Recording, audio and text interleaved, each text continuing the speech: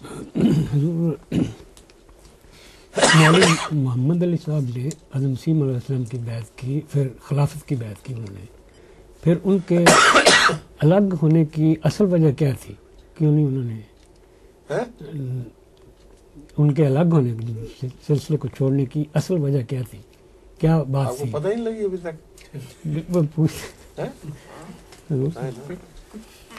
میرا خیال ہے کہ وہ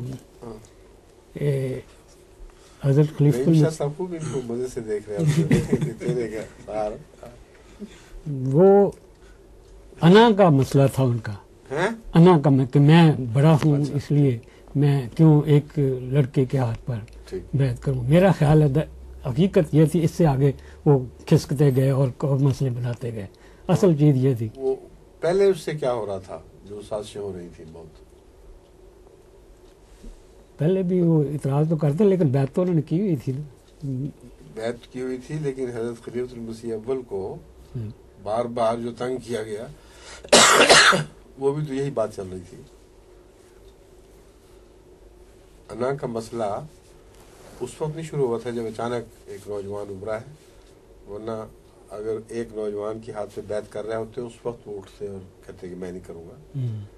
یہ پرانا مسئلہ ہے.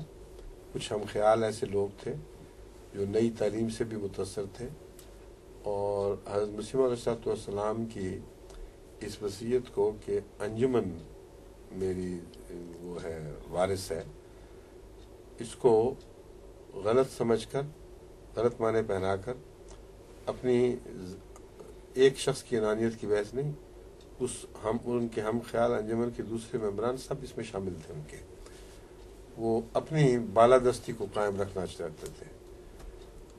اس بالادستی کے قیام کے لیے جو کوشش شروع ہوئی وہ حضرت خلیفۃ المسیح اول کے زمانے میں حضرت خلیفۃ المسیح ثانی مرزا محمود احمد کے حوالے کے بغیر ہوئی ہے. بار بار ان لوگوں نے زور مارا ہے کہ کسی طرح ہمارا بھی عمل دخل شروع ہو جائے، اور حضرت خلیفۃ المسیح اول نے اس کو بڑی سختی سے رد کیا ہے. اور جہاں تک انجمن کا تعلق ہے، فرمایا کہ تم سمجھتے ہو انجمن نے مجھے خلیفہ بنایا ہے؟ میں تو اس ایسے خلیفہ خلافت کے منہ پہ تھوکتا بھی نہیں. مجھے تو کوڑی کی بھی پرواہ نہیں، میری جوتی کی نوک کو بھی پرواہ نہیں. انجمن کیا چیز ہے خلیفہ بنانے والی؟ مجھے خدا نے بنایا ہے.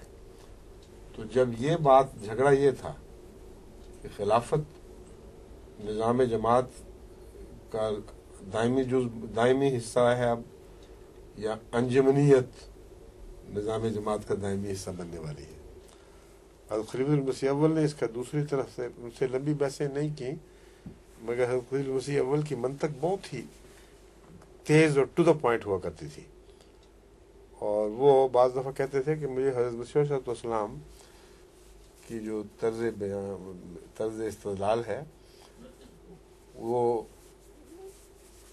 ویسی مجھ میں طاقت نہیں ہے. مسلم کا تو یہ حال ہے کہ دشمن کو ہر کونے میں، ہر امکانی کونے میں جانے دیتے ہیں، پھر وہاں چیز کر کے وہاں مارتے ہیں، پھر وہ دوسرے کونے میں بھاگتا ہے، پھر وہاں چیز کرتے ہیں، کوئی جگہ نہیں چھوڑنے دیتے. وہ اسکیپ کی راہیں دیتے ہیں اور پھر پکڑتے ہیں، پھر راہ دیتے ہیں، پھر پکڑتے ہیں. اور میرا تو یہ حال ہے کہ میں بے صبر ہوں اس معاملے میں. میں تو ایسے کونے میں پہنچا کے مارتا ہوں جہاں سے آگے بھاگ ہی نہ سکے. تو حضرت خلیفۃ المسیح اول کا ایک خاص انداز تھا. تو پیغامیوں کو انہوں نے کہا کہ انجمن جو بھی تھی، جب خدا نے سب کو باندھ کے میرے نیچے کر دیا تو اس کے بعد بس یہی ہے، پھر اس کا جو معنی تم مرضی کرتے پھرو. خلافت کے نیچے اکٹھے ہو گئے، اس کی غلامی کا عہد کر بیٹھے. اب وہ دلیلیں کیا رہیں کہ انجمن کے کیا معنی تھے اور مسیح نے کیا دیا تھا.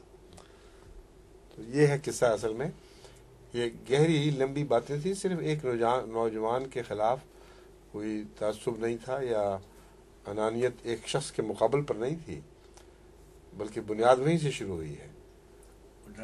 حالانکہ عجیب بات ہے، وہ یہ بات نہیں سوچتے کہ مسیح السلام نے کہیں بھی نہیں لکھا کہ انجمن میری وفات کے بعد وارث ہوگی. انجمن مسیح موعود کی زندگی میں وارث تھی اور غلام بھی تھی، بس انجمن کی یہ حیثیت بدلنی نہیں تھی. اور حضرت خلیفۃ المسیح اول نے جو فرمایا وہی حیثیت دوبارہ ظاہر ہوئی کہ یہی انجمن پہلے مسیح موعود کے نیچے تھی، پھر خلیفہ وقت کے نیچے ہو گئی، تو اس کا یہ کوشش کرنا کہ الگ ہو کے آزاد ہو جائے، یہ ناممکن تھا، نہ منشا تھا، نہ یہ ممکن ہو سکتا تھا. ٹھیک ہے.